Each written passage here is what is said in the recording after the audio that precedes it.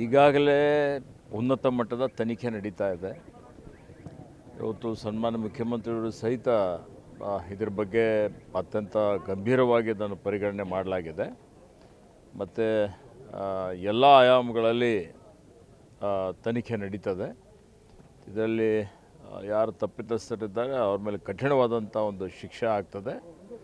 ಮತ್ತು ಈಗಾಗಲೇ ನಾನು ಜಿಲ್ಲಾಧಿಕಾರಿ ಅವರಿಗೆ, ಪೊಲೀಸ್ ವರಿಷ್ಠಾಧಿಕಾರಿಗಳಿಗೆ, IG ಗೆ, ಎಲ್ಲ ಹಿರಿಯ ಅಧಿಕಾರಿಗಳಿಗೆ ಮಾತನಾಡಿದ್ದೇನೆ. ಮಾನ್ಯ ಮುಖ್ಯಮಂತ್ರಿಗಳ ಗಮನಕ್ಕೂ ತಂದಿದ್ದೇನೆ. ಇವತ್ತು ನಾನು, ರಹೀಂ ಖಾನ್ ಅವರು, ರಾಜಶೇಖರ್ ಪಾಟೀಲ್ ಅವರು ಎಲ್ಲ ಸೇರಿ ಮೋಳ್ಕೆರಾಗೆ ಭೇಟಿ ಕೊಡ್ತಾ ಇದ್ದೇವೆ. ಭೇಟಿ ಕೊಟ್ಟು ಇವತ್ತು ಯಾರು ಗಾಯಾಳುಗಳಿಗೆ ಸಾಂತ್ವನ ಹೇಳುವಂಥದ್ದು ಮತ್ತು ಅವರಿಗೆ ಚಿಕಿತ್ಸೆ ಉತ್ತಮ ರೀತಿಯಲ್ಲಿ ಚಿಕಿತ್ಸೆ ಕೊಡಬೇಕು ಅಂತೇಳಿ ಸೂಚನೆಯನ್ನು ಕೊಟ್ಟಿದ್ದೇವೆ. ಚಿಕಿತ್ಸಾ ವೆಚ್ಚನೂ ಭರಿಸಬೇಕು ಅನ್ನುವಂಥ ಒಂದು ಮಾತನ್ನು ಹೇಳಿದ್ದೇನೆ. ಸೂಕ್ತ ಕ್ರಮ ತೆಗೆದುಕೊಳ್ತೇವೆ. ಯಾರೂ ಆತಂಕ ಪಡುವಂಥ ಅವಶ್ಯಕತೆ ಇಲ್ಲ.